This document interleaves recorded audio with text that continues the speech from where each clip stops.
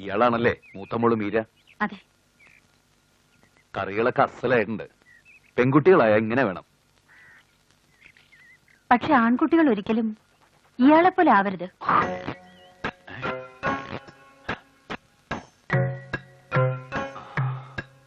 ജീവിതത്തിൽ നിന്ന് ഒളിച്ചോടാൻ ശ്രമിക്കുന്ന ആളല്ലേ നിങ്ങൾ? ഒരർത്ഥത്തില് അതെ. ഒളിച്ചോട്ടം ഒന്നിനും പരിഹാരമല്ല. എന്തും ചങ്കുറപ്പോടെ നേരിടണം. അതാണ് ജീവിതത്തിൽ വിജയമുണ്ടാക്കുന്നത്, സന്തോഷം തരുന്നത്. ഒന്നും വേണ്ടാന്ന് തോന്നുമ്പോ എല്ലാം വേണമെന്ന് ആഗ്രഹിക്കുക.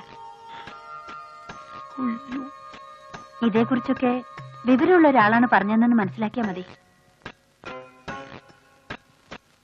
ഈശ്വര, ഇതിന്റെ ഒരു നട്ടളകിട്ടുണ്ടെന്ന് തോന്നുന്നേ.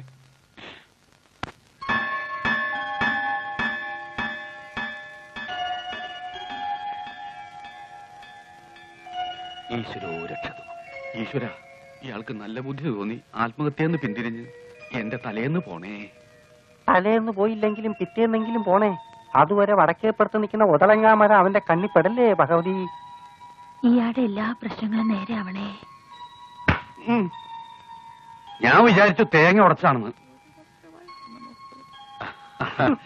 പ്രാർത്ഥിച്ചു കഴിഞ്ഞു നരേന്ദ്ര? ഇപ്പൊ തന്നെ ആ മുഖത്തൊരു പ്രസാദുണ്ട്.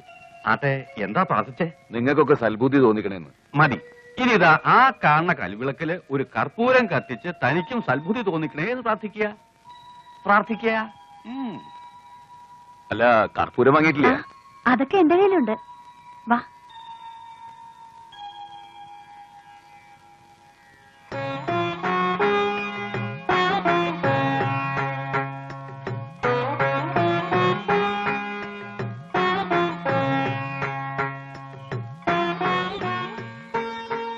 ഇപ്പോ മനസ്സിലെന്താ തോന്നണത്?